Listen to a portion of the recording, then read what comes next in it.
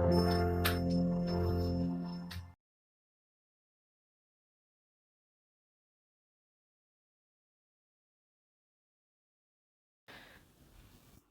Friends, welcome back to my YouTube channel study art hub. So friends, आज मैं share करने वाली हूँ आप लोगों के साथ दिल्ली शिल्पी चक्रा ग्रुप के ब्रीफ एक्सप्लेनेशन। देन एंड होने के बाद जितने भी ग्रुप्स हैं, ग्रुप्स कंप्लीट करने के बाद एमसीक्यूज क्वेश्चंस, अभी तक वो वाले एमसीक्यूज क्वेश्चन जो एग्जाम्स में आ चुके हैं। ठीक है, और अगर आपने प्रीवियस वीडियोस मिस किए हैं तो देखिए, ये चैप्टर जो स्टार्ट हुआ है यंग तर्कस ग्रुप और Kolkata group, progressive artist group, यहाँ तक का ब्रीफ डिस्क्रिप्शन विद डिटेल्ड में आर्टिस्ट के साथ कंप्लीट हो चुके हैं, आर्टिस्ट इवन इनके इम्पॉर्टेंट पेंटिंग्स।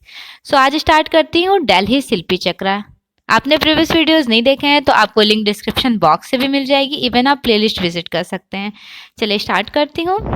चैनल पर न्यू है तो सब्सक्राइब ज़रूर कर लीजिएगा। मेक श्योर आपने लाइक कर दिया होगा, अगर अभी तक लाइक नहीं किए तो प्लीज़ लाइक कर लीजिए, सेशन लाइक कर लीजिए, फिर क्लासेस स्टार्ट हो जाती है। चलिए, दिल्ली शिल्पी चक्रा न्यू दिल्ली में स्टार्ट हुआ था 1949। टाइम आपको पता होना चाहिए कब स्टार्ट हुआ था, कहाँ स्टार्ट हुआ था, और इसके फाउंडर जन्मदाता किसे कहा जाता है तो बीसी सान्याल को। ठीक है, बीसी सान्याल।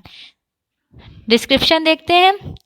भारत विभाजन के पश्चात पाकिस्तान से आए कलाकार नई दिल्ली में स्थापना किए थे दिल्ली शिल्पी चक्र की। दिल्ली शिल्पी चक्र की स्थापना कब हुई थी? 25 मार्च 1949, 25 मार्च 1949 ईस्वी में दिल्ली शिल्पी चक्र का स्थापना हो चुका था। दिल्ली शिल्पी चक्र की स्थापना किसने की थी पूछा जाता है? बीसी सान्याल, भावेश चंद्र सान्याल। बीसी सान्याल का फुल नेम है भावेश चंद्र सान्याल। इन्होंने दिल्ली शिल्पी चक्र ग्रुप स्टैब्लिश किए थे। कंवल कृष्णा तथा के.एस. कुलकर्णी आईफेक्स की साधारण सभा के सदस्य ने त्यागपत्र देकर किससे जुड़े थे? दिल्ली शिल्पी चक्र से। देखिए, ये कहा जाता है कि जो ये आईफेक्स है, AIFACS all India fine arts and craft society, ये स्टार्ट हुआ था, उसके आर्टिस्ट जो थे लाइक कंवल कृष्णा और के.एस. कुलकर्णी यहाँ पर बीसी सान्याल के साथ आकर इस ग्रुप में ऐड हो गए थे, दिल्ली शिल्पी चक्र ग्रुप में।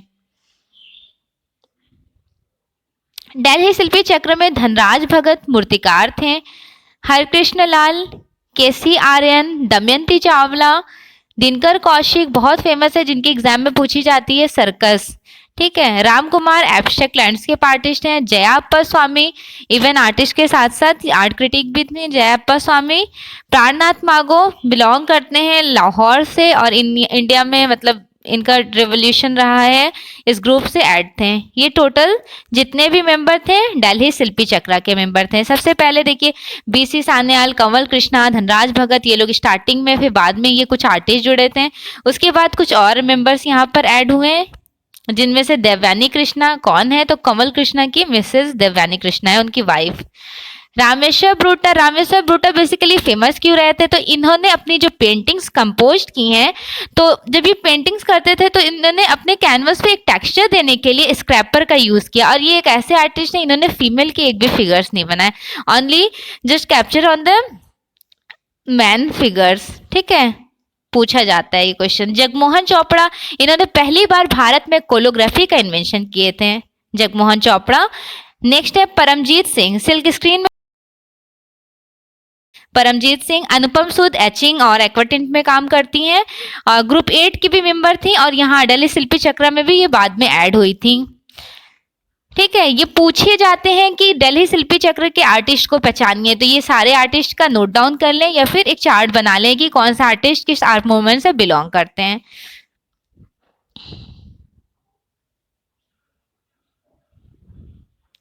दिल्ली शिल्पी चक्र की प्रथम प्रदर्शनी, फर्स्ट एग्जीबिशन कब हुई थी? First exhibition 1949। दैट मीन्स जब दिल्ली शिल्पी चक्र का एस्टैब्लिशमेंट हुआ उसी टाइम फर्स्ट एग्जीबिशन हुई थी जनपद मार्ग न्यू दिल्ली में, जनपद मार्ग न्यू दिल्ली में एग्जीबिशन हुई थी। दिल्ली शिल्पी चक्र की वार्षिक प्रदर्शनी मीन्स ईयर एग्जीबिशन में सदैव एक गैर सदस्य। देखिए, दिल्ली शिल्पी चक्र की खास बात क्या है, यहाँ पे एवरी ईयर जो एग्जीबिशंस होती थी तो प्रत्येक गैर सदस्य यहाँ पे आमंत्रित किए जाते थे, जिनमें से शैलोज मुखर्जी को आमंत्रित किया गया और के.जी. सुब्रमण्यम। शैलोज मुखर्जी बहुत फेमस आर्टिस्ट है। इवन केजी सुब्रमण्यम जिन्होंने भारत में पहली बार सिल्क स्क्रीन प्रिंटिंग का इन्वेंशन किए थे। डांस सीरीज इनकी बहुत फेमस थी सैलोज मुखर्जी की। नेक्स्ट लाइन देखिए, प्रारंभ में शिल्पी चक्र के सदस्यों की बैठक क्रमशः जंतर मंतर रोड 26 गोलमार्ग सान्याल स्टूडियो पर हुआ था। ठीक है, बहुत इंपॉर्टेंट लाइन है ये वाला। सो डिस्क्रिप्शन है, आर्टिस्ट भावेश चंद्र सान्याल। बीसी सान्याल का फुल नेम है भावेश चंद्र सान्याल। इवन फुल फॉर्म भी आर्टिस्ट का नोट डाउन करते रहिए क्योंकि फुल फॉर्म से भी क्वेश्चंस आ जाते हैं। प्रीवियस ईयर क्वेश्चन पेपर में देखिए, लास्ट ईयर भी अभी कुछ आर्टिस्ट के फुल फॉर्म पूछे गए थे। भावेश चंद्र सान्याल 1902 में इनका जन्म हुआ, 2003 में मृत्यु। बीसी सान्याल का जन्म 22 अप्रैल 1902 ईस्वी में धुबरी असम में हुआ था। डिब्रूगढ़ असम कहा जाता है। बीसी सान्याल की एजुकेशन कंप्लीट हुई थी कोलकाता से। Government school of arts and craft का डिप्लोमा इन्होंने मूर्ति कला में विशिष्ट अध्ययन किया। पूछा जाता है किसने विशिष्ट अध्ययन किया? बीसी सान्याल ने। शिक्षा पूर्ण होने पर बीसी सान्याल कहाँ चले गए थे? लाहौर चले गए थे। लाहौर में इनका एक स्टूडियो भी है सान्याल स्टूडियो के नेम से। Mayo college of arts and craft Lahore में बीसी सान्याल 7 वर्ष प्राचार्य पद पर आसीन रहे थे। कितने ईयर थे? 7 ईयर, 7 साल तक थे। बीसी सान्याल ने लाहौर में सान्याल स्टूडियो नामक कला की स्थापना की। ठीक है, सान्याल स्टूडियो कहाँ है? तो लाहौर में है। बीसी सान्याल दिल्ली पॉलिटेक्निक में विभागाध्यक्ष सलाहकार के रूप में भी कार्य कर रहे थे। बीसी सान्याल भावेश चंद्र सान्याल के कला गुरु कौन थे? इनके गुरु थे पर्सी ब्राउन और जेपी गांगुली। ओसी गांगुली होना चाहिए था, ओसी गांगुली। ठीक है, ये इनके बीसी सान्याल के कला गुरु थे। बीसी सान्याल गरीबों, उपेक्षितों, भिखारी, आश्रयहीन आदि दृश्यों का चित्रण करते थे। बीसी सान्याल ने एक गोल मार्केट के भिखारी, बहुत फेमस पेंटिंग है इनकी बीसी सान्याल की। आपको नोट्स बना रहे हैं तो नोट डाउन कर लीजिए। गोल मार्केट के भिखारी।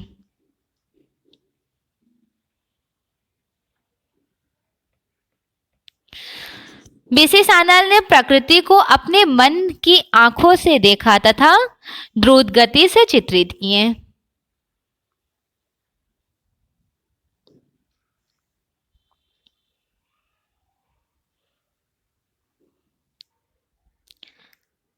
रंगों के विविध प्रयोग से सान्याल दर्शक के मन में भी रंग को इंद्रधनुषीय बना देते थे। मतलब इन्होंने कलर्स इस तरह से अप्लाई किया अपने पेंटिंग में कि एक इंद्रधनुषीय विबग्योर कलर्स का रिफ्लेक्शन दिए।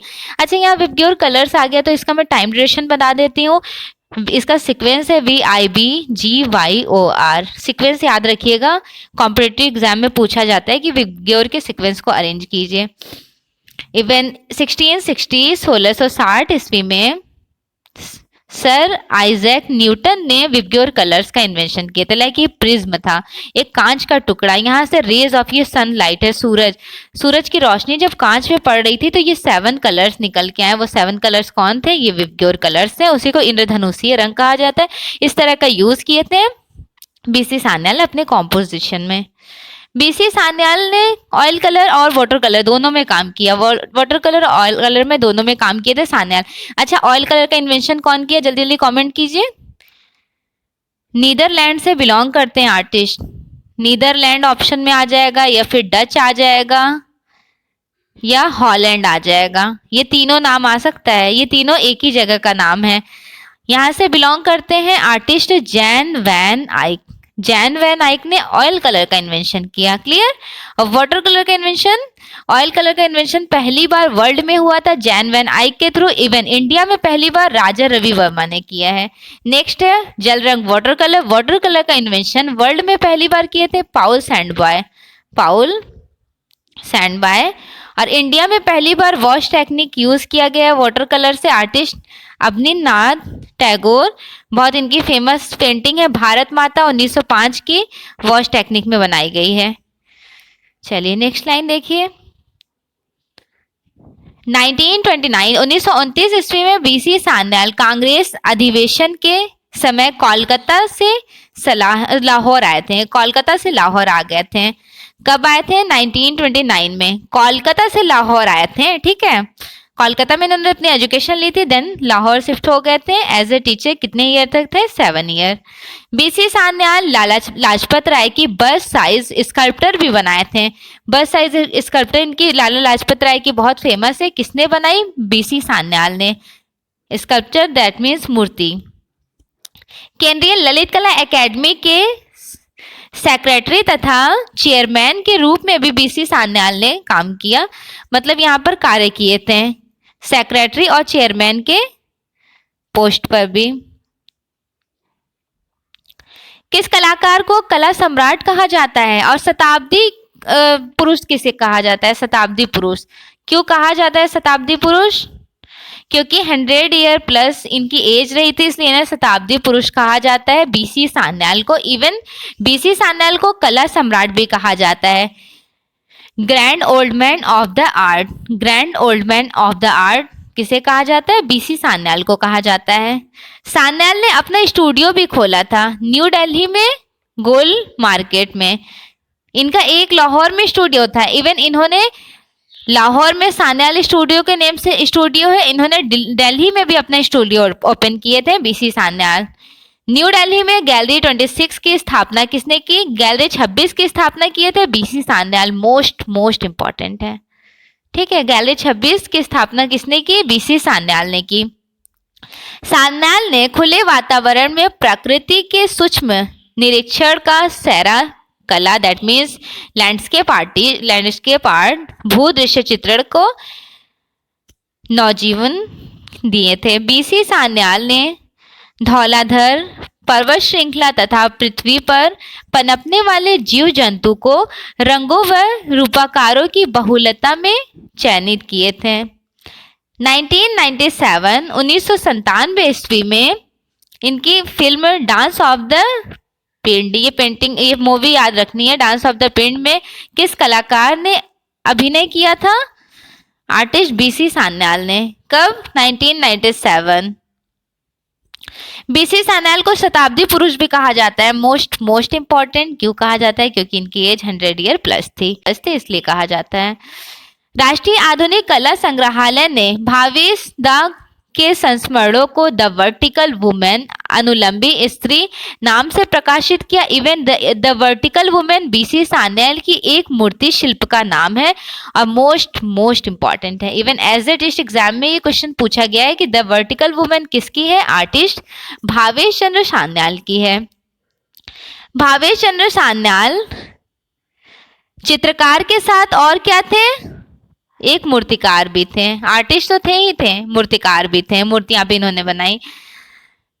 शिव मुखाकृति बीसी सान्याल की प्रसिद्ध चित्र है, बहुत इंपॉर्टेंट है इनकी शिव मुखाकृति। शिव मुखाकृति किसकी है? बीसी सान्याल की है।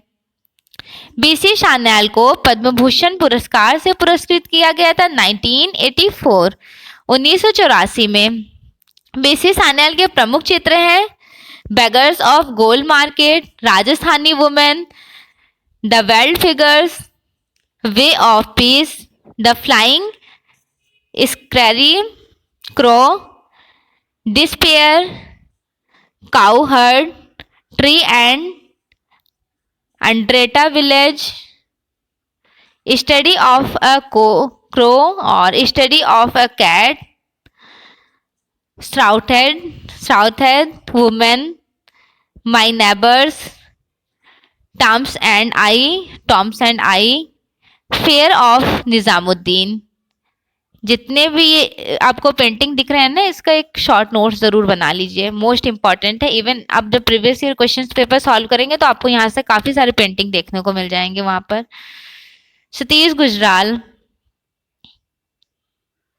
सतीश गुजराल का जन्म हुआ था 1925 में और 2020 में। इवन जेआरएफ क्वेश्चन में भी पूछा जाता है कि सतीश गुजराल क्या थे, तो देखिए ये ऑलराउंडर थे। इन्होंने स्कल्प्टर में भी काम किया, इन्होंने पेंटिंग भी बनाई, इन्होंने म्यूरल्स भी बनाए हैं, ठीक है।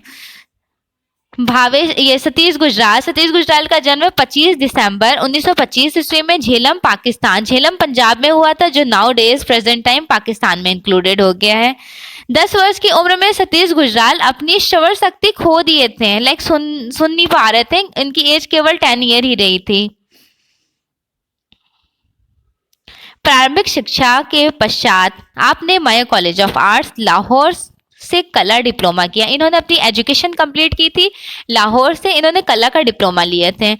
सतीश गुजराल ने रेखांकन, चित्रकला, मूर्तिकला, वास्तुकला, आलेखन, ग्राफिक डिजाइन, एंग्रेविंग सब में काम किए थे। दैट मीन्स ऑलराउंडर थे, ठीक है। इन्होंने ग्राफिक्स में भी काम किया, एंग्रेविंग में भी, ग्राफिक डिजाइनिंग लाइक जो अभी प्रेजेंट टाइम यूज किया जाता है ग्राफिक्स वगैरह, उसमें भी इन्होंने काम किया है सतीश गुजराल ने। 1952 ईस्वी में आप 2 वर्ष की अध्ययन वृत्ति में मैक्सिको गए थे। मैक्सिको गए थे जहां चित्र संयोजन व स्टोन कार्विंग का भी अध्ययन किए थे। स्टोन कार्विंग बेसिकली होता क्या है, तो stone carving that means subtractive process है, सब्सट्रैक्टिव प्रोसेस। देखिए सब्सट्रैक्टिव और एडिटिव के बारे में मैं थोड़ा सा आपको शेयर करूंगी, बहुत इंपॉर्टेंट है, यहाँ से भी एग्जाम में क्वेश्चंस आते हैं। सब्सट्रैक्टिव बेसिकली क्या होता है, फॉर एग्जांपल हमने एक स्टोन लिया, ये हमारा पत्थर है, इसी पत्थर को हम डिजाइन किए, उसे फिर कार्विंग कर रहे हैं, इसमें कार्विंग कर रहे हैं अपने इस स्कल्पचर के पत्थर में एक स्कल्पचर को रेडी कर रहे हैं। फिर ये जो एरिया है इसको काट के पूरा हटा देंगे। तो ये एक ही मोनोलिथिक स्टोन को लेकर हमने कार्विंग किया, कहीं से छोटा छोटा ऐड नहीं किया कोई चीज, तो उसे ही बोलते हैं subtractive process, that means stone carving. और एडिटिव क्या होता है, तो कास्टिंग हो गया, या फिर क्ले मॉडलिंग हो गया। क्ले मॉडलिंग, कास्टिंग और असेंबलाज, ये सारे एडिटिव के प्रोसेस में ऐड हो जाते हैं, ठीक है। क्लियर हो गया, यहाँ से भी एग्जाम में क्वेश्चंस आते हैं, इसलिए हमने यहाँ पे थोड़ा सा आपके साथ शेयर कर दिया है। नेक्स्ट क्वेश्चन देखिए, नेक्स्ट लाइन, सतीश गुजराल ने चित्र, सिरेमिक, कोलाज, शीशा, लकड़ी, धातु, मिट्टी आदि का बहुजन प्रयोग किए थे। अच्छा 1952 में इन्होंने ये जो स्टोन कार्विंग सीखा है, तो मे भी ये क्वेश्चन पूछा जाता है कहाँ से सीखे हैं, तो मैक्सिको से, ठीक है। एजुकेशन लिए थे स्टोन कार्विंग का मैक्सिको से, कब, 1952 में। और इन्होंने इस टेक्निक में मतलब मीडियम्स में भी काम किए। सतीश गुजराल को 3 बार राष्ट्रीय पुरस्कार ललित कला एकेडमी न्यू दिल्ली से मिल चुका है। कितनी बार मिला, 1956, 57 एंड 1975 में मिले। 3 राष्ट्रीय पुरस्कारों में से 2 चित्रकला में तथा 1 मूर्तिकला के लिए था। म्यूरल के क्षेत्र में गुजराल को विशिष्ट प्रसिद्धि मिली थी।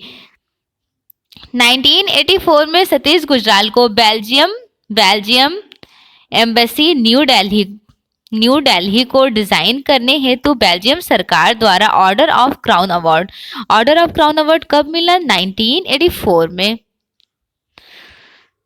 1989 में सतीश गुजराल को the Vinci award for life time achievement कहाँ से मिला था, मैक्सिको से मिला था। मोस्ट इंपॉर्टेंट है कि 1989 में सतीश गुजराल को the Vinci order of the life time achievement award Mexican से मिला, मैक्सिको से। 1999 ईस्वी में सतीश गुजराल को भारत सरकार द्वारा पद्म विभूषण से अलंकृत किया गया। पद्म विभूषण 1999 में ये अवार्ड मिला उनको। 2004 में ललित कला रत्न से राष्ट्रीय ललित कला एकेडमी न्यू दिल्ली द्वारा सम्मानित किया गया। सतीश गुजराल ने अपने प्रारंभिक चित्रों में 1952 ईस्वी से 1960 ईस्वी तक के देश विभाजन की त्रासदी को मैक्सिको की विरूपण पद्धति द्वारा व्यक्त किए थे। सतीश गुजराल की 1949 की एक चर्चित पेंटिंग मॉर्निंग या विलाप, इवन एज आर्टिस्ट एग्जाम में आई हुई है ये पेंटिंग। कब बनाए थे, 1949। टाइम भी नोट डाउन कीजिए कि विलाप 1949 की एक चर्चित पेंटिंग अवसाद और विभाजन की एक गहरी त्रासदी दिखाई देती है। एज आर्टिस्ट एग्जाम में 2-3 बार ये पेंटिंग पूछी जा चुकी है। 1961 ईस्वी में आपने चित्रों के साथ म्यूरल बनाना भी प्रारंभ किया। दैट मीन्स इन्होंने पेंटिंग तो बनानी ही थी, इवन म्यूरल भी इन्होंने बनाया। सतीश गुजराल ने अमूर्त त्रिमितीय यांत्रिक बिंब और रूपक प्रयुक्त किए। 1970 ईस्वी के पश्चात सतीश गुजराल ने अपनी कलात्मक अभिव्यक्ति को म्यूरल तक सीमित कर लिए।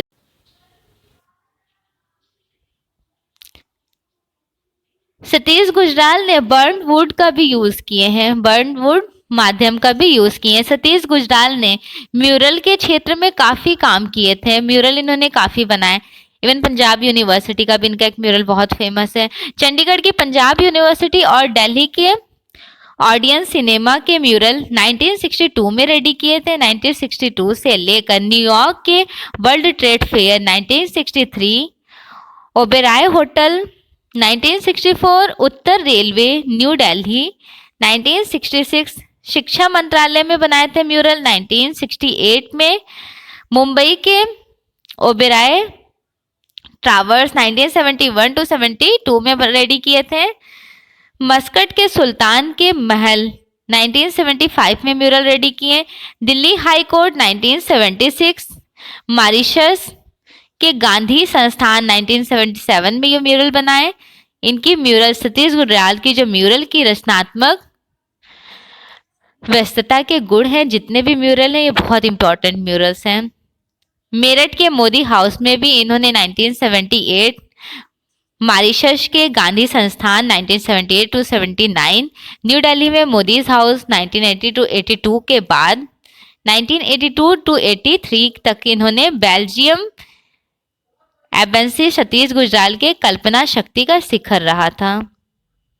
सतीश गुजराल यांत्रिक लक्ष्यों को आज आधुनिक यंत्रों के संदर्भ में इन्होंने समझा। लीला, बिंदु, सहस्त्र, माया आदि कलाकृतियां यही स्पष्ट करती हैं। सतीश गुजराल कुछ वास्तु भी डिजाइन किए, इवन इन्होंने वास्तुकला भी डिजाइन की। बेल्जियम दूतावास new Delhi, summer palace Riyadh, सऊदी अरब, गोवा विश्वविद्यालय का प्लान तथा यूनेस्को भवन न्यू दिल्ली प्रमुख है इनके म्यूरल्स के लिए। नेक्स्ट लाइन है, सतीश गुजराल के प्रमुख चित्र हैं tree of life, most important painting tree of life, raising of Lazarus, mourning and Mars, Ganesha बहुत फेमस है इनकी, गणेशा, डैस्पियर, द कॉन्डेम्स भी इनकी बहुत फेमस रही है। Construction days of glory,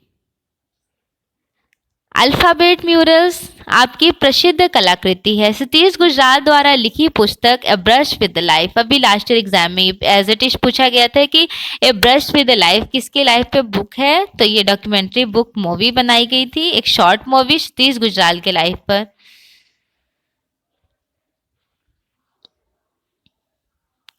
artist Ram Kumar he was a famous abstract landscape artist. 1924 में इनका जन्म हुआ, 2018 में इनकी मृत्यु। राम कुमार का जन्म 1924 ईस्वी में शिमला के हिमाचल प्रदेश में हुआ था।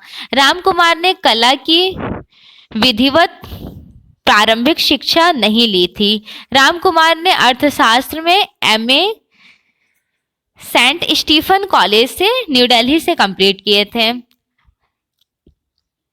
राम कुमार ने एमए में अध्ययन करते हुए शैलोज मुखर्जी के निर्देशन में शारदा चरण उकील ऑफ आर्ट्स न्यू दिल्ली में समकालीन कक्षाओं में कला अध्ययन किया। दैट मीन्स इनके टीचर्स ये कह लें कि शैलोज मुखर्जी थे। पेरिस में जाकर राम कुमार ने आंद्रे लौते और फर्नांडेज से इनके निर्देशक में कला शिक्षा ली। इवन एग्जाम में एज इट इज पूछा गया है कि कौन से ऐसे आर्टिस्ट हैं जिन्होंने क्यूबिज्म आर्टिस्ट से एजुकेशन लिए थे। फर्नांडेज बिलोंग करते हैं, नलीवादी कलाकार हैं और ये बिलोंग करते हैं क्यूबिज्म आर्ट मूवमेंट से। Cubism art movement that means घनवादी कला आंदोलन से बिलोंग करते हैं फर्नांडेज। इनसे एजुकेशन लिए थे राम कुमार इनसे एजुकेशन लिए थे, कहाँ जाकर, पेरिस में जाकर। पेरिस में स्टार्ट हुआ था ना घनवाद, कहाँ स्टार्ट हुआ? पेरिस में हुआ। टाइम क्या रहा था? तो 1905 से लेकर 1925 तक ये कला आंदोलन चला। 1912 ईस्वी में घनवाद में कोलाज का खोज हुआ था और 1905 की 1905 बोल दी, 1907 होगा, रियली सॉरी, 1907 की पहली पेंटिंग है अविन्यो की स्त्री, लैस टैमनेसेस ऑफ एविग्नांग। और 1925 की लास्ट पेंटिंग है घनवाद की थ्री म्यूजिशियन। यहाँ के फाउंडर जन्मदाता कहे जाते हैं Pablo Picasso and other artist हैं फर्नालेजे, हॉर्न ग्रीस, जॉर्ज ब्रॉक। तो यहाँ पर पूछा जा रहा है कि राम कुमार ने पेरिस में जाके एजुकेशन किससे लिए थे? तो फर्नालेजे से लिए थे। फर्नालेजे घनवादी कलाकार हैं। इन्होंने अपनी पेंटिंग्स में इस तरह से कैप्चर किया, लेकिन इनको नलीवादी कलाकार कहा जाता है। पेंटिंग्स में मूवमेंट है, एक बार इनकी पेंटिंग जरूर देख लीजिएगा फर्नालेजे की, आपको क्लियर हो जाएगा। नेक्स्ट लाइन देखिए, राम कुमार मनुष्य की सभ्यता के चित्रकार थे। राम कुमार मनुष्य की सभ्यता के चित्रकार थे। पूछा जाए कि मनुष्य की सभ्यता के चित्रकार कौन थे? आर्टिस्ट राम कुमार थे। राम कुमार ने भारत के अमूर्तता की शुरुआत की थी। दैट मीन्स भारत में एब्स्ट्रैक्शन की शुरुआत राम कुमार ने अपने लैंडस्केप में शुरू की है, इसीलिए इनको एब्स्ट्रैक्ट लैंडस्केप के नाम से जाना जाता है कि who is the famous for abstract landscape artist Ram Kumar. 1960 to 1970 1960 से 70 के दशक में राम कुमार ने दृश्य चित्रों को ज्यादा चित्रित किए। वाराणसी श्रृंखला, that means Varanasi series, Ram Kumar ने वहां के लोग, घाट, नावें, बालू, रेत, गंगा इत्यादि समूचे वातावरण को धूमिल हल्के रंगों से निखारा था। बनास का जैसे सुमेर घाट हो गया और वहाँ के एटमॉस्फेयर हो गया, उसको कैप्चर किसने किया? राम कुमार ने अपने पेंटिंग कॉम्पोजिशन लैंडस्केप में। राम कुमार चित्रकार के साथ साथ लेखक भी रहे थे। ठीक, चित्रकार के साथ साथ और क्या थे? लेखक थे। इनके कला गुरु, इन्होंने कोई एकेडमी एजुकेशन नहीं ली थी, तो इनके कला गुरु को आपको शैलोज मुखर्जी को याद रखना है। और सेकंड फर्नालेजे को तो भूलना ही नहीं है, इवन एग्जाम में भी एज इट इज काफी बार क्वेश्चंस रिपीट हुए हैं। राम कुमार के चित्रों की फर्स्ट एग्जीबिशन हुई थी 1948 में शिमला में। 1948 में शिमला में किसकी एग्जीबिशन हुई? राम कुमार की हुई है। राम कुमार द्वारा वाराणसी चित्र श्रृंखला पर बनाई गई चित्र श्रृंखलाएं बहुत पसंदीदा, मतलब बहुत अच्छी पसंद की गई, काफी तारीफ हुई इनके वाराणसी सीरीज की, वाराणसी लैंडस्केप सीरीज की। राम कुमार के काफी पसंदीदा, बहुत पसंद वाला पेंटिंग्स रहा था। Oil colour even acrylic colour में भी राम कुमार का समान अधिकार था। इवन इन्होंने एक्रेलिक और ऑयल दोनों को चूज किए। अच्छा, ऑयल कलर का तो आपको पता है जैन वैन आइक ने इन्वेंशन किया, और एक्रेलिक कलर का भारत में एक्रेलिक कलर का 1950 में सतीश गुजराल के थ्रू इन्वेंशन किया जाता है। राम कुमार के चित्रों में विसर्जन में सृजित, विलय में लय तथा शिल्प में सत्यम शिवम सुंदरम का समावेश प्रभावशाली रहा। शहर का सांस्कृतिक बिखराव काशी विश्वनाथ मंदिर के साथ ही ज्ञानवापी मंदिर के धुंधले प्रतीक राम कुमार ने चित्रित किए। राम कुमार की एक कृति बैंड वाला बहुत फेमस है राम कुमार की, जो क्रिस्टो न्यूयॉर्क के नीलामी में कुल 1.1 मिलियन डॉलर में सेल हुई थी। बहुत इंपॉर्टेंट है, इनकी 1.1 मिलियन डॉलर में बैंड वाला सीरीज हुई थी। कहाँ? न्यूयॉर्क में, क्रिस्टो न्यूयॉर्क में राम कुमार की। घनवाद से प्रेरणा लेने के उपरांत निजी विशेषता वाले कलाकार राम कुमार रहे थे। राम कुमार को JD rock failure third fellowship New York में इनको मिला था। उत्तर प्रदेश सरकार का प्रेमचंद्र पुरस्कार 1972 में राम कुमार को मिला।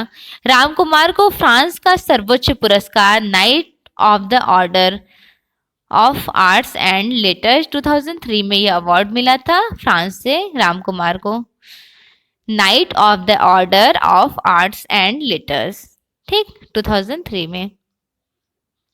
2010 1910 ईस्वी में life time achievement award new Delhi से मिला था। न्यू दिल्ली से लाइफ टाइम अचीवमेंट्स अवार्ड मिला राम कुमार को। राम कुमार को 1971 में पद्मश्री, मध्य प्रदेश सरकार द्वारा कालिदास सम्मान, अमेरिका में JD rock failure third fund scholarship से सम्मानित किया गया था। राम कुमार ने 10 भारतीय कलाकार प्रदर्शनी अमेरिका में लगाए। कौन से ऐसे आर्टिस्ट हैं जिन्होंने 10 भारतीय कलाकार प्रदर्शनी अमेरिका में एग्जीबिशन लगाए थे? आर्टिस्ट राम कुमार। राम कुमार की मृत्यु 14 अप्रैल 2018 ईस्वी में 94 वर्ष 94 इनका एज टाइम ड्यूरेशन रहा था। 1918 में मृत्यु हो गई थी, सॉरी 2018 में मृत्यु हो गई थी। राम कुमार के प्रसिद्ध चित्र है सेंट टाउन, सोरो, three women, labyrinth of A town, two figures, two sisters lithography में बनाए थे। अतीत ऑयल कलर में 1958 में, सपना जिसे ड्रीम कहते हैं ऑयल कलर में 1965, श्रद्धांजलि 1965 ऑयल कलर में बनाए थे। नगर दृश्य है 1982 में, उड़ान ऑयल कलर में 1966 में, बसंत ऑयल कलर में 1961 में, धार, लद्दाख, बनारस सीरीज, शिमला सीरीज इन्होंने कैप्चर किया। अच्छा देखिए, इन्होंने लिथोग्राफी में सिस्टर्स बनाए, तो आपको याद रखना है ये कुछ डिफरेंट मीडियम्स में काम किया, दैट मीन्स लिथोग्राफी में इन्होंने बनाया। देखिए लिथोग्राफी का इन्वेंशन हुआ था पहली बार, स्टार्टिंग हुआ है 1798 में, किसके थ्रू? सर सेनेफेल्डर के थ्रू। जर्मन से बिलोंग करते हैं। सर सेनेफेल्डर ने पहली बार लिथोग्राफी का इन्वेंशन किया है 1798 में। बेसिकली लिथोग्राफी में एक स्टोन होता है, बेस्ट स्टोन, सबसे बेस्ट अच्छा सर्वोच्च स्टोन माना जाता है ब्लू कलर के स्टोन को। ठीक है, थोड़ा सा बस ये टर्म्स याद रखिएगा। चलिए नेक्स्ट देख लेते हैं। आर्टिस्ट कंवल कृष्णा। कंवल कृष्णा बहुत फेमस आर्टिस्ट हैं। क्यों? क्योंकि इन्होंने भारत में पहली बार कोलाज प्लेट का इन्वेंशन किया। अगर पूछा जाए कि कोलाज प्लेट के लिए कौन से आर्टिस्ट फेमस हैं, कोलाज प्लेट का इन्वेंशन भारत में पहली बार किसने किया? आर्टिस्ट कंवल कृष्णा ने। आर्टिस्ट कंवल कृष्णा का जन्म 1910 ईस्वी और 1993 में इनकी मृत्यु। कंवल कृष्णा का जन्म 1910 ईस्वी में मॉन्टगोमरी में हुआ था। Kanwal Krishna government school of art से कला डिप्लोमा कंप्लीट किए थे। पेरिस में कंवल कृष्णा ने ग्राफिक टेक्निक का विशेष प्रशिक्षण किया। कंवल कृष्णा ने जल रंग, that means water colour, graphic माध्यम का भी प्रयोग किए थे। तिब्बत यात्रा से कंवल कृष्णा कला का नवीन माध्यम सैरा चित्र चित्रित किए। श्वेत रंग कंवल कृष्णा का प्रिय रंग था। व्हाइट कलर इनका प्रिय फेवरेट कलर कौन सा था? तो व्हाइट कलर। कंवल कृष्णा का प्रिय कलर सफेद रंग था, जिसके माध्यम से आपने तिब्बत, हिमांचलित विशाल दृश्य, दैट मीन्स हिमाचल के विशाल पर्वत, झरने, नदी, सूर्य के रंग बिरंगे किरणों को अपने चित्रों में रिप्रेजेंट किए। व्हाइट कलर फेवरेट रहा था। व्हाइट कलर्स मतलब सारे कलर्स में इन्होंने मिक्स करके इस तरह का पेंटिंग कंपोस्ट किए। कंवल कृष्णा के most important painting Mandu, shivering, sun, नोवे, कालिम्पोज, डिंकीज, टेम्पल और जनाजा। जनाजा इनकी बहुत फेमस पेंटिंग है। कंवल कृष्णा की शैली प्राच्य व यूरोपीय शैली का आदर्श संयोजन है। भारतीय सैन्य दल के साथ कुछ समय आप कश्मीर में रहे, जहां युद्धरत भारतीय सेना का चित्र बना है। बहुत इंपॉर्टेंट है, पूछा जाता है कि युद्धरत भारतीय सेना का पेंटिंग किसने कंपोज किए? आर्टिस्ट कंवल कृष्णा ने। नेक्स्ट आर्टिस्ट है के.एस. कुलकर्णी। इनका फुल नेम है कृष्ण शामराव कुलकर्णी। के.एस. कुलकर्णी का रिलेशनशिप लाइक इनका ये रिलेशन है यहाँ से बीएचयू से भी है, क्योंकि यहाँ बीएचयू में डीन थे। ठीक है। के.एस. कुलकर्णी 1918 में जन्म और 1994 में मृत्यु। कृष्ण शामराव कुलकर्णी का जन्म 1928 में बेलग्राम कर्नाटक में हुआ था। कृष्ण शामराव प्रारंभिक शिक्षा पुणे से कंप्लीट किए थे। 1940 में sir J school of arts Mumbai से कला का डिप्लोमा इन्होंने कंप्लीट किया। के.एस. कुलकर्णी देश विदेश की प्रमुख कला दीर्घाओं में लगभग 71 से भी अधिक कला प्रदर्शनियां लगाई। के एस कुलकर्णी को अमेरिका से रॉकफेलर फाउंडेशन स्कॉलरशिप, राष्ट्रीय ललित कला एकेडमी न्यू दिल्ली 1955, 58 व 1965 में 3 बार राष्ट्रीय पुरस्कार से प्रदान किए गए। म्यूरल व कंक्रीट मूर्तिशिल्प कला मेलों व अंतर्राष्ट्रीय कला प्रदर्शनियों में प्रदर्शनी करने हेतु भारतीय सरकार द्वारा सम्मानित किए गए थे। के एस कुलकर्णी 1972 टू 1978 के टाइम ड्यूरेशन में बनारस हिंदू विश्वविद्यालय दैट मीन्स बीएचयू के डीन भी रहते। बीएचयू वाराणसी में ललित कला संकाय में डीन थे। के एस कुलकर्णी को साहित्य कला परिषद न्यू दिल्ली से कला सम्मान तथा इमेरिटस प्रोफेसर की उपाधि प्रदान की गई। के एस कुलकर्णी त्रिवेणी कला संगम की स्थापना 1945 टू 55 तक किए थे तथा दिल्ली शिल्पी चक्र न्यू दिल्ली के संस्थापक सदस्य रहे थे। लाइक अभी दिल्ली शिल्पी चक्र के बारे में डिस्कशन हो रहा है तो ये इसी आर्ट मूवमेंट से बिलोंग करते हैं और त्रिवेणी कला संगम के लिए बहुत फेमस रहे थे। ये भी लाइन इंपॉर्टेंट है। नेक्स्ट लाइन देखिए, 1972 टू 79 के मध्य आप उत्तर प्रदेश ललित कला एकेडमी लखनऊ के अध्यक्ष रहे। 1982 में कुलकर्णी को सभासद चुना गया था। कब चुना गया था? 1982 में। 1996 के टाइम ड्यूरेशन में के एस कुलकर्णी ट्रस्ट फाउंडेशन की स्थापना की है। ट्रस्ट फाउंडेशन स्थापना युवा कलाकारों को प्रोत्साहन देने के लिए किए थे। ठीक है, अगर पूछा जाए कि ऐसे कौन से आर्टिस्ट हैं जिन्होंने ट्रस्ट फाउंडेशन की स्थापना की थी 1996 में युवा कला को बढ़ावा देने के लिए, प्रोत्साहन देने के लिए, ट्रस्ट फाउंडेशन की स्थापना 1996 में के एस कुलकर्णी ने किया युवा कलाकारों को प्रोत्साहन करने के लिए। मोस्ट इंपॉर्टेंट लाइन है इन फ्यूचर एग्जाम के लिए। ठीक है, चलिए नेक्स्ट क्वेश्चन, नेक्स्ट लाइन देखिए। के एस कुलकर्णी ने एक म्यूरल चित्रकार के रूप में अपना जीवन साइन बोर्ड तथा बिल बोर्ड के चित्रण से प्रारंभ किए थे। मतलब इन्होंने अपनी पेंटिंग की स्टार्टिंग साइन बोर्ड और बिल बोर्ड से किए थे। के एस कुलकर्णी यूरोपीय दृश्य चित्रण तथा फिल्म पोस्टर से बहुत प्रभावित थे, काफी इन्फ्लुएंस थे। के एस कुलकर्णी ने अपने अध्ययन काल में वॉश टेक्निक के साथ यूरोपीय एकेडमी शैली में भी कार्य किए थे। यूरोपीय एकेडमी शैली में भी।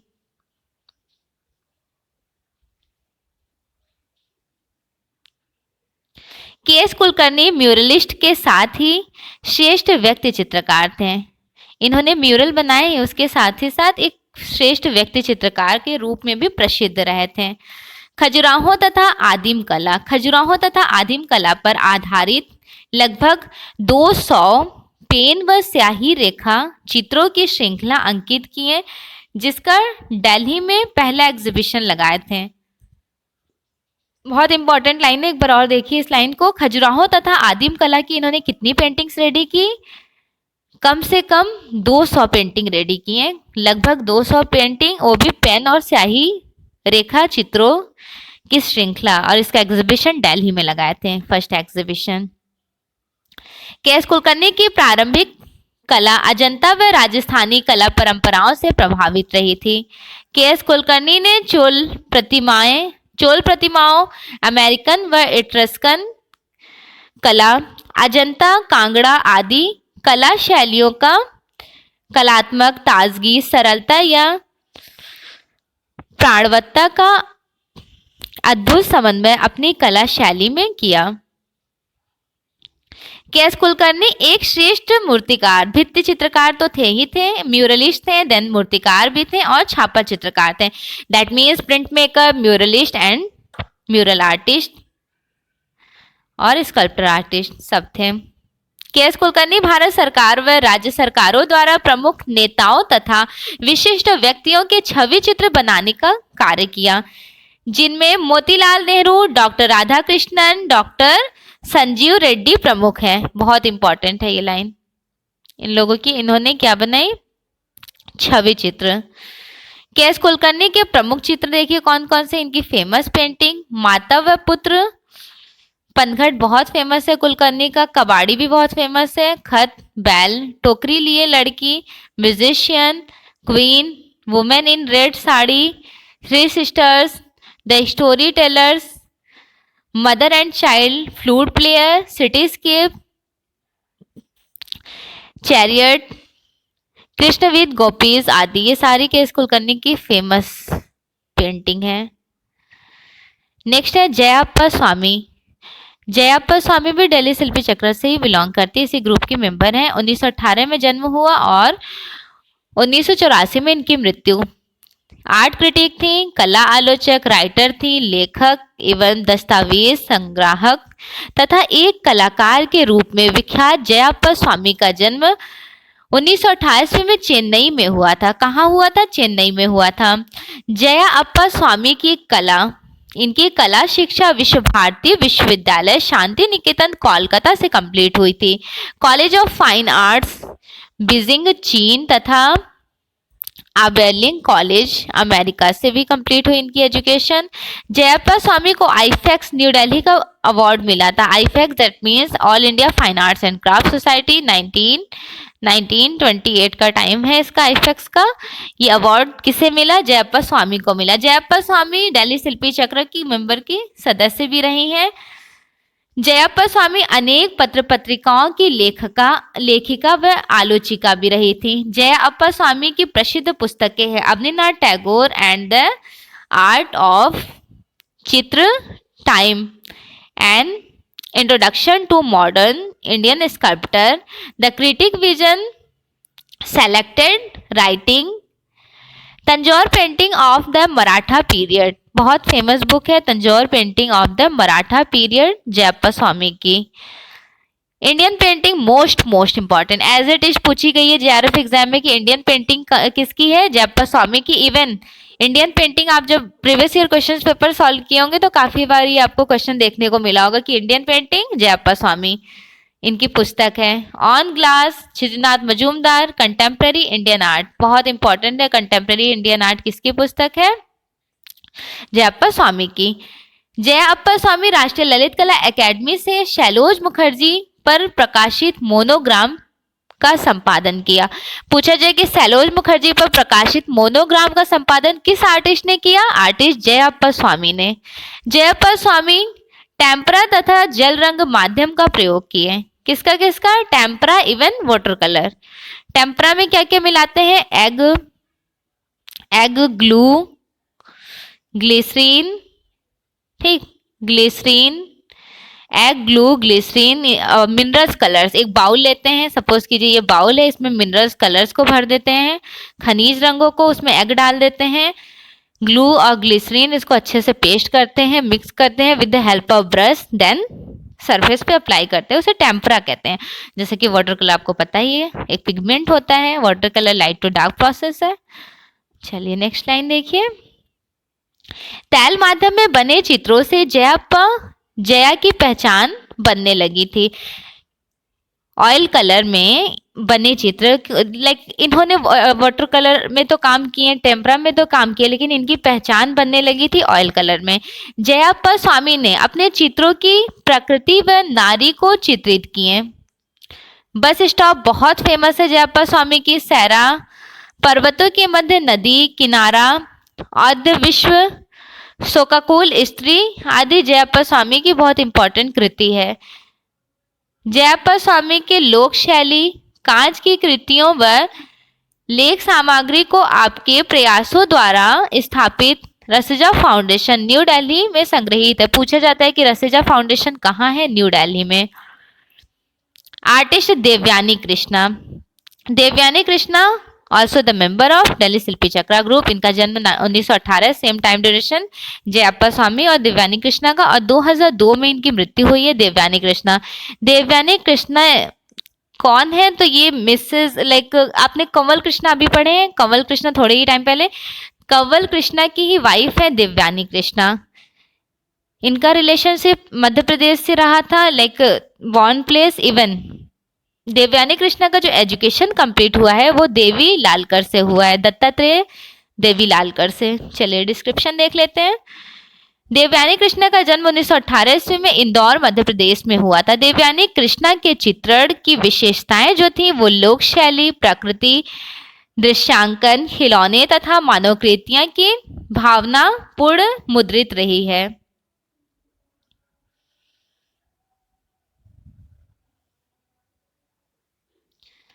देवयानी कृष्णा के लामा नृत्य, इनकी बहुत फेमस है देवयानी कृष्णा का लामा नृत्य। लामा नृत्य किसका है? देवयानी कृष्णा। और लामा मिला रेपा अगर पूछा जाए, कंवल कृष्णा। ठीक, अद्वितीय चित्रों में से एक था। देवयानी कृष्णा जल चित्र, रेखांकन, बाटिक पेंटिंग के लिए बहुत फेमस है देवयानी कृष्णा, तथा ग्राफिक चित्र लोक कला से के बिंबों का प्रयोग इन्होंने किया। अच्छा, बाटिक पेंटिंग क्या होता है पता है? एग्जाम में पूछा जाता है कि बंधक को पहचानिए। बंधक, बंधक दैट मीन्स बाइंडर। बाइंडर किसे कहते हैं? Batik art. Batik art basically क्या होता है? सपोज हमने एक फैब्रिक लिया, कपड़ा, ये मेरा कपड़ा है स्क्रीन पर, और हमने यहाँ पे वैक्स, एक बाउल है, ये हमारे पास एक बाउल है, ठीक है। इस बाउल में हमने वैक्स को गर्म किया, वैक्स मोम को कहते हैं, मोम। मोम को आग में पिघला के मेल्ट किया, ब्रश के अकॉर्डिंग हमने यहाँ पे मोम को अप्लाई कर दिया। ये मेरा मोम है, जो आपको सर्कल दिख रहा है गोल गोल सा, ये सब मोम है, ये सारा जो है ये मोम है, ठीक। अब बाकी जो एरिया दिख रहा है प्लेन, ये सारे जो एरिया प्लेन दिख रहे हैं, हमने यहाँ पे प्यारे प्यारे से कलर्स, जैसा भी हमें एक टेक्सचर देना है, कलर्स फिल किए। उसके बाद जब अच्छे से ड्राई हो गया कलर हमारा, और ये जो हमने बाटिक एरिया यहाँ पे वैक्स लगाए हुए थे हल्के गुनगुने पानी से, इसे वॉश करेंगे। जब हम वॉश करेंगे तो ये वैक्स रिमूव हो जाएगा, है ना। जब वैक्स रिमूव हो जाएगा तो एक प्यारा सा इंप्रेशन निकल के आएगा। जो ये वाला एरिया जहाँ पे हमने वैक्स लगाया था वो एरिया बिल्कुल वाइट रहेगा। अब बाकी जो प्लेन एरिया था उसमें हमने प्यारे प्यारे से कलर्स यूज किए थे, तो ये एक तरह का प्यारा सा टेक्सचर देता है। लाइक अगर आप चाहें तो इसे घर पे भी एक बार ट्राई कर सकते हैं। मैंने बाटिक पेंटिंग की थी, इसलिए मैं सोची आपके साथ शेयर कर लूँ, ठीक है। तो बाटिक पेंटिंग में आपको ध्यान रखना है कि वैक्स का यूज किया जाता है, वैक्स का यूज। अब मैंने जो बाटिक पेंटिंग किए थे वो फैब्रिक, ये एक्रेलिक कलर से, एक्रेलिक कलर से किए थे। जब एक्रेलिक कलर ड्राई हो गया था देन हमने वैक्स को रिमूव कर दिया था थोड़े हल्के गुनगुने पानी में डाल करके। तो एक ये जो बाटिक जहां हमने वैक्स लगाया था वो वाला एरिया बिल्कुल वाइट था। बहुत प्यारा सा टेक्सचर, लाइक आप टी शर्ट में ट्राई कर सकते हैं, या फिर रुमाल कोई बनाना हो, हैंकी वगैरह, तो ये टेक्सचर दे सकते हैं। नेक्स्ट लाइन देखिए, देवयानी कृष्णा, इनकी अल्लाह सीरीज बहुत फेमस है, मोस्ट मोस्ट इंपॉर्टेंट, इवन अल्लाह सीरीज के लिए फेमस रही है। देवयानी कृष्णा ने अल्लाह सीरीज एचिंग में बनाए तथा बम बम बोले चित्र सीरीज बनाए। इनके बम बम बोले और अल्लाह सीरीज बहुत फेमस है देवयानी कृष्णा की। देवयानी कृष्णा प्राकृतिक दृश्यों, बहुदेवतावाद, तांत्रिक साधना, प्रोतोपासना, स्टील लाइफ, खिलौने, मुखौटों आदि का सृजन भी किए।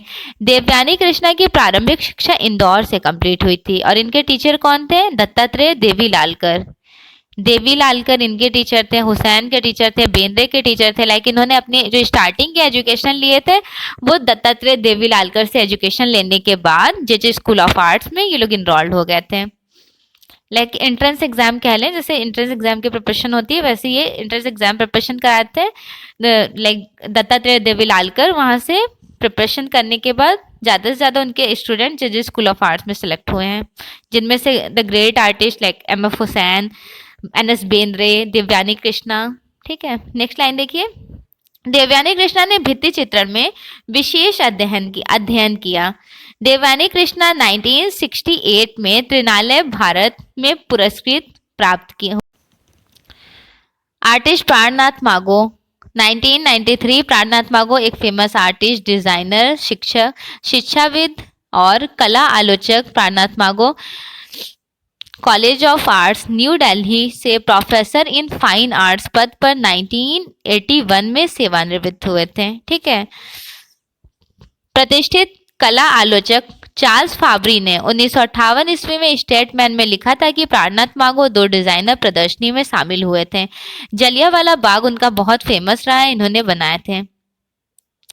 प्राणनाथ मागो का जो जलियांवाला बाग है, इवन जेआरएफ एग्जाम में भी एज इट इज पूछा गया है कि कौन से ऐसे आर्टिस्ट हैं जिन्होंने कागज पर चारकोल में जलियांवाला बाग रेडी किए थे। आर्टिस्ट प्राणनाथ मागो की बहुत फेमस है। 2018 का जब आप जेआरएफ क्वेश्चन सॉल्व करेंगे तो आपको ये एज इट इज क्वेश्चन देखने को मिल जाएगा।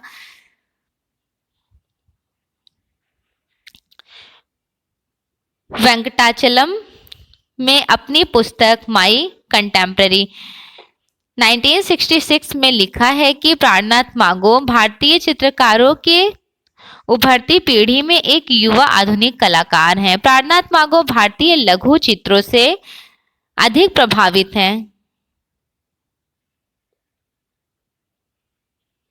चित्र की बनावट में प्राणनाथ मागो लघु चित्रों के गुणों को अपनाएं। प्राणनाथ मागो का जन्म 1923 ईस्वी में पंजाब में हुआ था। प्राणनाथ मागो के चित्र प्रभाववाद से प्रभावित है। प्राणनाथ मागो बेसिकली इम्प्रेशनिज्म आर्टिस्ट से प्रभावित है। और ये प्रभाववाद होता क्या है, तो इंग्लिश में इसे बोलते हैं इम्प्रेशनिज्म। इम्प्रेशनिज्म 1870 से लेकर 90 तक ये चला था फ्रांस पेरिस में। कहाँ पे चला, तो फ्रांस पेरिस में। अब बेसिकली होता क्या है, इम्प्रेशनिज्म आर्टिस्ट लाइक जन्मदाता कहे जाते हैं Claude Monet. Claude Monet Hindi में कहा जाता है मोने। क्लाउड मोने जन्मदाता कहे जाते हैं। फाउंडर अदर आर्टिस्ट है मैने मोनालिसा, सुनाया सिसिली पिसारो, इवन फीमेल आर्टिस्ट है बर्थ मरीसा।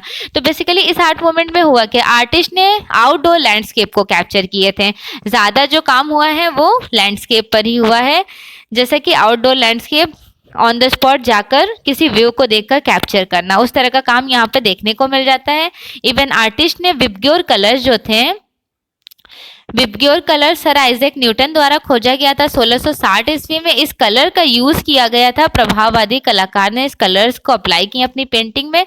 और इन्होंने ब्लैक कलर का यूज नहीं किया है। इम्प्रेशनिज्म आर्टिस्ट ने ब्लैक कलर के जगह पर लाइक वो वाले कलर्स नहीं होते हैं जो डार्किश, जैसे पर्पल कलर हो गया, या फिर डार्क कलर क्रिएट करने के लिए ब्लू में हमने रेड मिला के, इस तरह का उन्होंने ब्लैक कलर को कैप्चर किया है। डायरेक्टली ब्लैक कलर नहीं यूज किए हैं। ठीक है, अगर पूछा जाए कौन सा ऐसा आर्ट मूवमेंट है जिसमें ब्लैक कलर यूज नहीं हुआ, तो ये इम्प्रेशनिज्म आर्ट मूवमेंट ही है। और इम्प्रेशनिज्म आर्ट मूवमेंट में ब्रोकन कलर का यूज किया है। ब्रोकन कलर दैट मीन्स भंग वर्ड का यूज किया गया है। अब ब्रोकन कलर्स भंग वर्ड के साथ साथ इम्प्रेशनिज्म आर्ट मूवमेंट में पूछा जाता है कि प्रणेता कौन थे, तो ली लेराम। ठीक है, जितने इंपॉर्टेंट टर्म्स थे वो क्लियर हो गए। और उस आर्ट मूवमेंट से इन्फ्लुएंस थे प्राणनाथ मागो। अब आपको समझ आ गया होगा कि प्राणनाथ मागो जब इससे इन्फ्लुएंस्ड हैं, दैट मीन्स इन्होंने भी लैंडस्केप बनाए हैं। ठीक है, प्राणनाथ मागो संपत्ति all India handicraft board Delhi में आलेखन विभाग के निर्देशक भी रहे थे। आर्टिस्ट रामेश्वर ब्रूटा 1941 टाइम ड्यूरेशन का जन्म हुआ है। रामेश्वर ब्रूटा का जन्म 1941 ईस्वी में दिल्ली में हुआ था। रामेश्वर ब्रूटा ने कला की शिक्षा कहाँ से प्राप्त की थी, Delhi college of arts new Delhi से।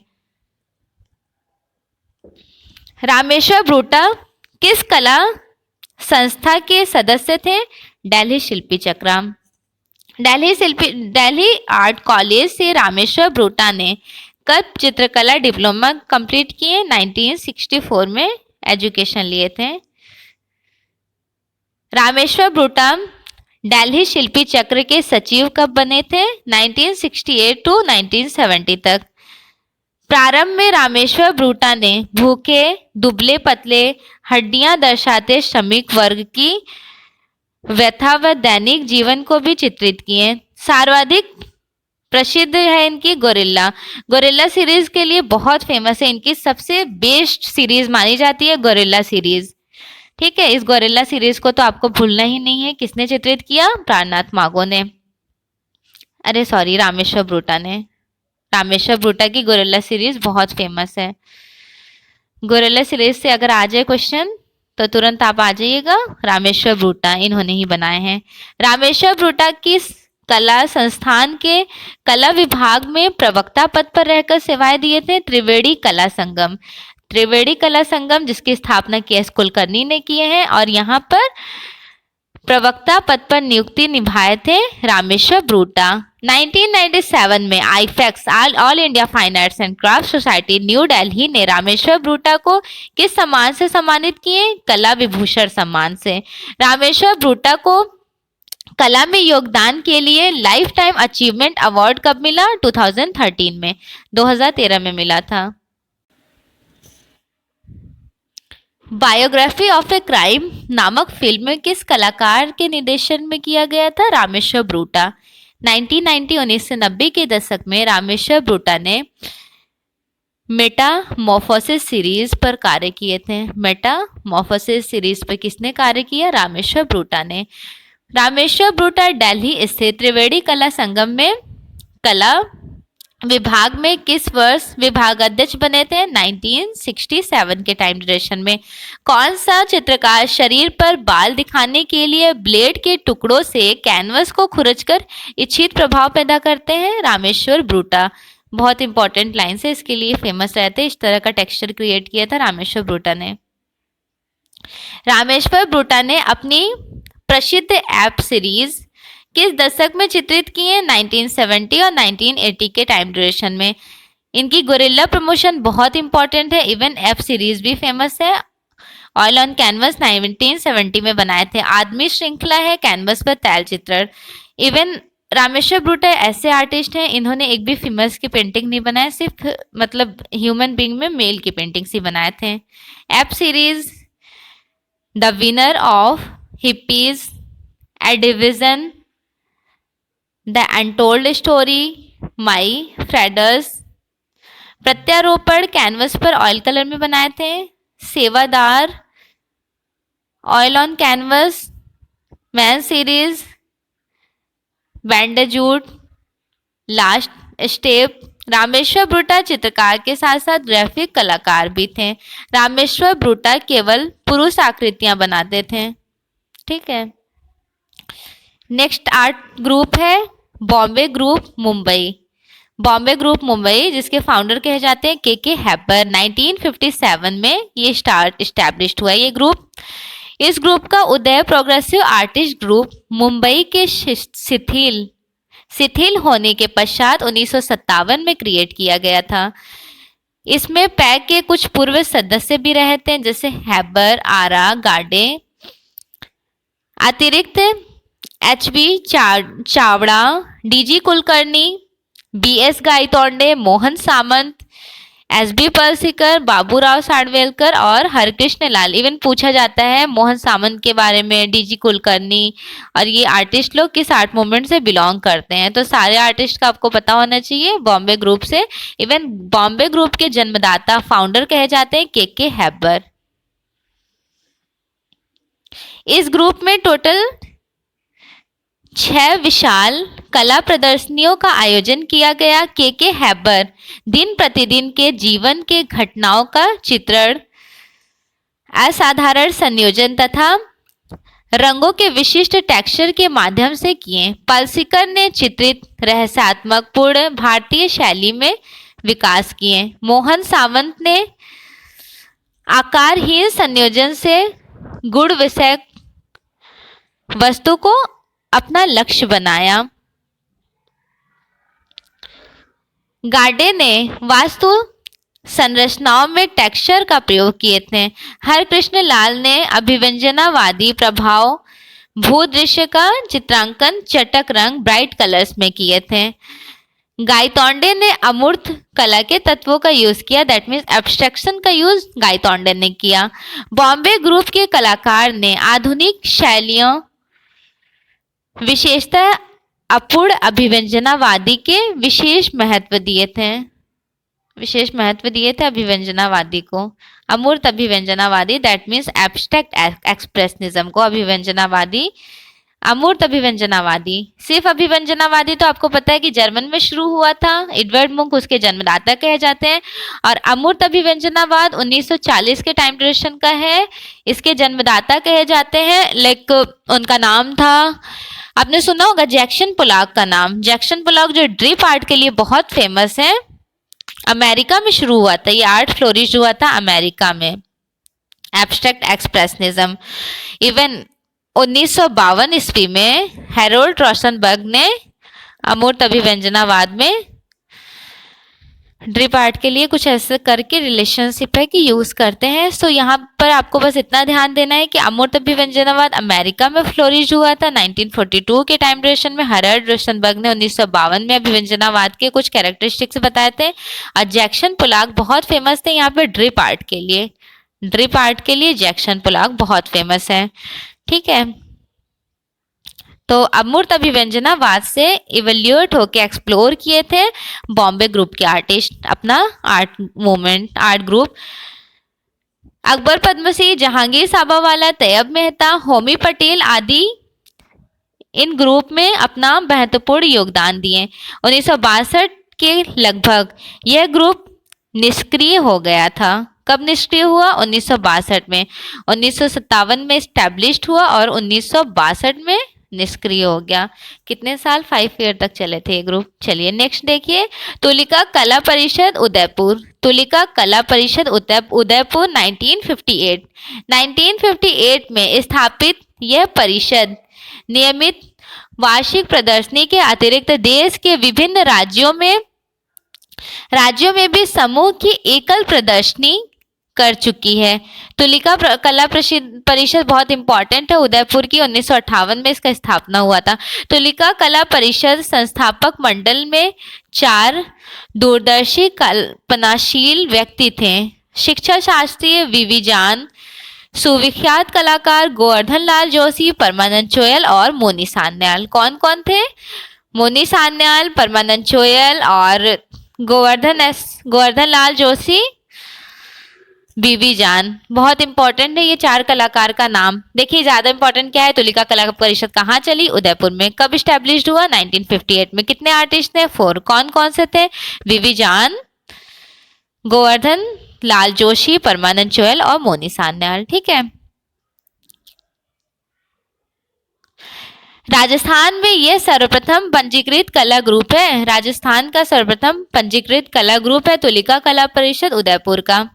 इस ग्रुप का उद्देश्य कलाकारों को एक मंच पर संगठित करना, प्रदर्शनी आयोजन, सेमिनार तथा वैचारिक आदान प्रदान करने के साथ कलाकार के दर्शकों में तादात्म्य स्थापित करना था।